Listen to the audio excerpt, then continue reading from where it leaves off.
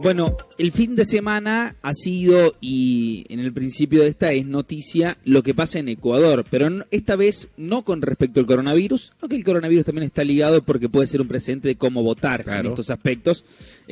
Hubo elecciones en Ecuador, el correísmo parece haber marcado la cancha sin Correa en las boletas, pero Ecuador vive una situación totalmente diferente a lo que se vive.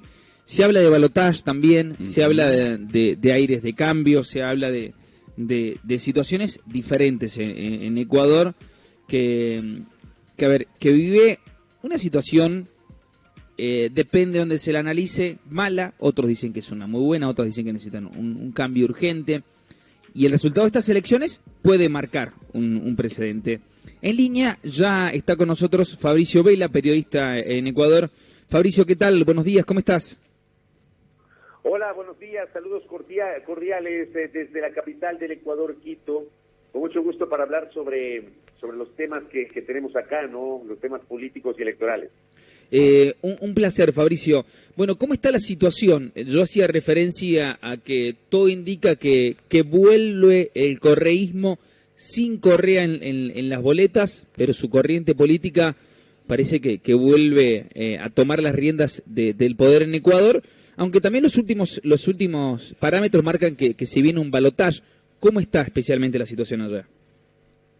Claro que sí. A ver, a esta hora está confirmado, habrá balotaje, acá le llamamos segunda vuelta electoral o balotaje. Va a haber, o sea, no hay posibilidad de que no exista un balotaje en el Ecuador, va a haber un balotaje. Digamos, a esta hora tenemos dos certezas. Una certeza es que el próximo 11 de abril tendremos el balotaje. La otra certeza es que el candidato del correísmo, Andrés Arauz, estará en el balotaje. Él ha ganado la primera vuelta electoral, pero no logra obtener el porcentaje que le permita proclamarse vencedor de las elecciones. Necesitaba mayoría absoluta, es decir, el 50% más uno de los votos, o el 40% con una distancia de 10 puntos respecto del segundo. Andrés Arauz, cuando se han procesado el 97,56% de las actas en el Consejo Nacional Electoral del Ecuador, alcanza el 32,20%. Con ese porcentaje, si bien es cierto, gana la primera vuelta, no le alcanza para evitar el balotaje, y se enfrentará, y aquí es donde no tenemos certezas, como decía, la certeza de que habrá segunda vuelta o balotaje el 11 de abril y que el candidato del correísmo estará en la segunda vuelta, pero no sabemos todavía con certeza cuál es su rival, porque el resultado está muy apretado. Tenemos a Yacu Pérez, que representa al sector indígena del Ecuador, que tiene el 19,80% de los votos, seguido por Guillermo Lasso, que encarna al centro derecha del país, al movimiento Creo. Guillermo Lasso es un candidato conservador que lidera un movimiento llamado Creo y que tiene el apoyo del Partido Social Cristiano, que es otra organización política del centro derecha, tiene el 19,6%. O sea, hay una diferencia de 0,20% entre el candidato Yacu Pérez y el candidato Guillermo Lasso. Claro, muy estrecho. Y hay, como digo, casi el 98% que se ha contabilizado. De ese 98%, el 14% de actas deben ser revisadas porque tienen novedad. Entonces, allí podría cambiar el panorama. Por eso digo que todavía es muy prematuro decir si Yacu Pérez va a estar en segunda vuelta o Guillermo Lasso estará en el balotaje para enfrentar a Andrés Arauz. El tema, digamos, está palmo a palmo y no tengo dudas de que incluso se podría disputar voto a voto el pase a segunda vuelta de Yacu Pérez o de Guillermo Lasso. Bien, Fabricio, dos consultas. ¿Para cuándo está prevista esta segunda vuelta? Y si tienen alguna estimación de también para cuándo tendrían ya los resultados definitivos de a ver quién enfrenta al candidato del correísmo. Claro que sí. A ver, la ley de elecciones da un plazo de 10 días para la finalización de la contabilización o conteo de votos o escrutinio, como le llamamos acá. Nunca, digamos, se han tomado esos 10 días, siempre se demoran más, porque siempre hay actas con inconsistencias, reclamos, recursos que presentan los sujetos políticos.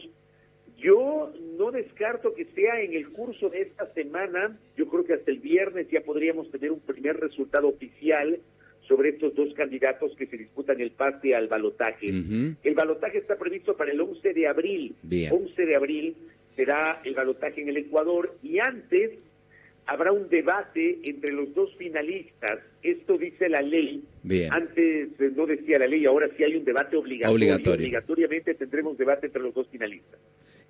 Fabricio, te consulto puntualmente por cómo se vivió el proceso eleccionario allí. Me refiero a los protocolos, forma, metodología. Pues yo decía, esto va a marcar y puede llegar a marcar un precedente en cuanto a que si las cosas se hicieron bien, aquí en el país, acá en Argentina también hay pronto elecciones, y esto puede ser un poco la forma. En ese aspecto, ¿cómo se desempeñó el escrutinio? A ver, el proceso de ayer estuvo marcado por la desorganización, digamos, hemos tenido una etapa preelectoral muy compleja, la más compleja que ha vivido el Ecuador, marcada por la desorganización de las elecciones, de la poca eficacia de la institucionalidad representada en el Consejo Nacional Electoral, incidentes jurídicos presentados por varios actores de partidos y movimientos políticos contra ciertas candidaturas. Yo quiero contarles que a una semana de las elecciones resulta que todavía había dudas respecto de papeletas electorales. O sea, una cosa de locos que no había ocurrido en el Ecuador. Claro. Nosotros en estas elecciones elegimos presidente y vicepresidente, pero también renovamos el poder legislativo. Acá se llama Asamblea Nacional. Tenemos, a diferencia de Argentina, donde tienen un Congreso bicameral, sí, acá tenemos un Congreso unicameral, una sola Cámara, y se llama Asamblea Nacional. Pero también renovamos representantes de una instancia regional que se llama Parlamento Andino. La papeleta para el Parlamento Andino empezó a imprimirse una semana antes de las elecciones. O sea, todo esto retrasó.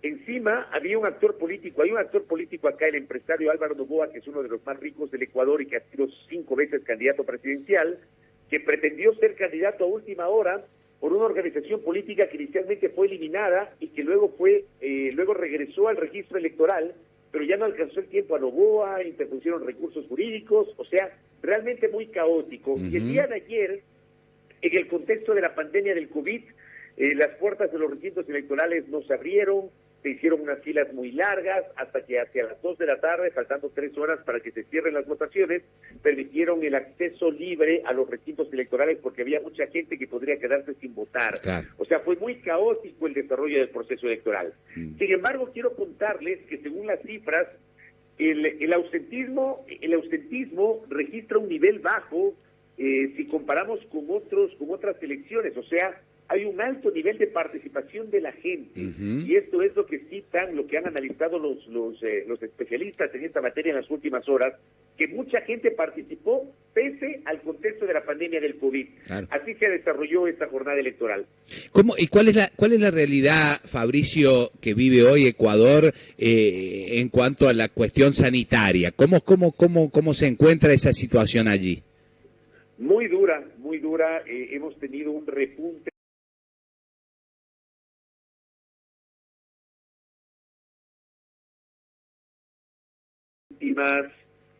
yo diría que en el último mes y medio hemos tenido un repunte de casos. Teníamos una curva que se había aplanado y que se había desacelerado en varias provincias y en varias ciudades. Sí. Sin embargo, ha comenzado a incrementarse nuevamente. Hay reportes de camas de las unidades de cuidados intensivos de los hospitales que están ocupadas al 100%, igualmente las camas de hospitalización. Todavía no tenemos la llegada masiva de vacunas. Llegó acá el 20 de enero un primer cargamento de 8,000 dosis de vacunas contra el COVID. Ha habido mucha opacidad, no se ha manejado con transparencia el plan piloto para la administración de estas primeras 8,000 dosis. Se ha ofrecido que esta semana va a llegar un segundo cargamento, estamos expectantes de aquello. Estamos muy lejos de un plan masivo de vacunación, claro, pero la cosa acá está muy complicada, realmente muy complicada sobre el tema de la COVID-19. Fabricio, ¿cómo está en líneas generales el país en cuanto a lo económico? Porque siguiendo algunas de las campañas, siguiendo algunos de los propósitos de campaña que presentaban algunos de los candidatos, hacían referencia a esto, ¿no? A tomar o accionar metodologías para repuntar la economía que ellos consideraban en líneas generales como para marcar algún discurso que la economía de Ecuador estaba caída, que había poco ingreso y fuentes de trabajo. ¿Cómo está en ese aspecto? La economía de Ecuador está enfrentando una serie de complejidades. Ya Ecuador venía con una crisis económica difícil antes de la pandemia. La pandemia termina por complicar las cosas.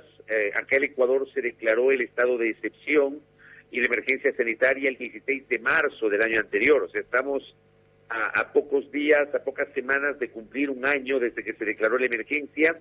Eso supuso la paralización del 70% del aparato productivo. Muchas empresas cerraron, las cifras del desempleo se dispararon y esas cifras no han evolucionado en el último tiempo. Tuvimos 4 meses de confinamiento que luego se transformaron en distanciamiento, una reactivación muy lenta del aparato productivo. El sector turístico está prácticamente destrozado. Los últimos feriados, por ejemplo el feriado de fin de año que era visto con mucha expectativa por el sector turístico, el sector hotelero, el sector gastronómico, el de Navidad y de fin de año, ese feriado se fue al traste porque hubo una decisión de una nueva restricción para, por ejemplo, la circulación en las playas. Las playas fueron cerradas durante los feriados de Navidad y fin de año para evitar que las cifras de la COVID se disparen y mucha gente canceló reservaciones. Hay varios hoteles, incluso hoteles de cadenas emblemáticas a nivel mundial que han cerrado sus puertas acá en el Ecuador y han despedido gente. Luego el salario básico sigue congelado. Acá el salario básico es de $400. Se mantiene la misma cifra que estuvo vigente durante el año 2020, es la misma cifra de $400 en 2021, no hubo un incremento. Entonces la situación acá en el Ecuador, la situación económica es muy compleja y no hay pues digamos una sensación de que esto va a mejorar en el corto plazo. Claro. El panorama es complicado, al menos complicado, ¿no? Sí, al menos complicado, realmente complicado. Ahora, en diciembre, el Fondo Monetario Internacional hizo 2 desembolsos. El Fondo Monetario Internacional y varios multilaterales hicieron unos desembolsos que entre todos llegaron a más o menos $3.000 millones. Con esta plata el gobierno pudo ponerse al día con algunos sectores a los cuales les debía, pero por ejemplo hay otros a los cuales no han recibido un solo dólar. Entonces es parte de las complejidades económicas que al momento enfrenta el Ecuador. Fabricio, ¿se han expresado o han asumido la derrota de los partidos opositores o no? A ver, si nosotros revisamos en este momento, tomando en cuenta que no hubo un candidato propiamente oficialista, opositores, creo que aquí en el Ecuador hay una particularidad. Ecuador ha enfrentado una situación política muy compleja a partir de la ruptura interna del movimiento que fue la fuerza dominante del Ecuador durante más de una década, que era Alianza País, que era el movimiento de Rafael Correa. Con esa organización política, Correa ganó por primera vez en 2006, ganó en 2009, ganó en 2013, que fue su última elección, y ganó Lenín Moreno, el actual presidente, en 2017. Pero luego vino la ruptura interna de Alianza País y esta división de esta organización política, digamos, quienes decidieron dejar a Moreno y ratificar su respaldo a Correa se convirtieron en los verdaderos opositores del gobierno, ¿no? Se convirtieron en los verdaderos opositores del gobierno, del correísmo. A los sectores que en teoría debían ser los de oposición, como por ejemplo Creo, de Guillermo Lasso, lo ubican como una organización política que cogobernó con Moreno, y eso pudo haberle pasado factura a Lasso en este proceso electoral. Pero de allí, por ejemplo, revisamos otras fuerzas de oposición y los porcentajes que tienen son incipientes. Lucio Gutiérrez, por ejemplo, de la Sociedad Patriótica. Gutiérrez fue gobernante en el Ecuador en el año 2003 y fue derrocado en 2005, pero Gutiérrez tiene apenas el 1.76% de la votación, o sea, una votación totalmente tangencial. César Montúfar, que es un candidato que se ha dedicado a denunciar constantemente supuestos casos de corrupción, tiene apenas el 0.63%. O sea, si yo reviso cuántos votos tiene Andrés Arauz en este momento, Arauz tiene 2.520.017 votos, 2.500.000 votos. Y César Montúfar apenas 49.211 votos. O sea, no hay equivalencias. si es que a esto le podemos llamar oposición. Digamos que aquí en el Ecuador hay esta discusión, ¿no? ¿Cuál es en realidad la oposición hoy? La oposición a Moreno, la oposición a Correa, la oposición a Lasso, tenemos varias oposiciones, tomando en cuenta que el gobierno no tiene, digamos, un contradictor que vaya más allá del correísmo, ¿no? Esa es, digamos, la discusión hoy política que tenemos en el Ecuador. Fabricio, queremos agradecerte por tu tiempo y tu predisposición. Nos encontramos la próxima ante cualquier necesidad que nos surja de este lugar. Un placer. Yo estoy a la orden, realmente muy honrado de haberles saludado desde acá de Quito, Ecuador, para la República Argentina. Les envío un abrazo, amigos. Igualmente, otro para usted. A disposición.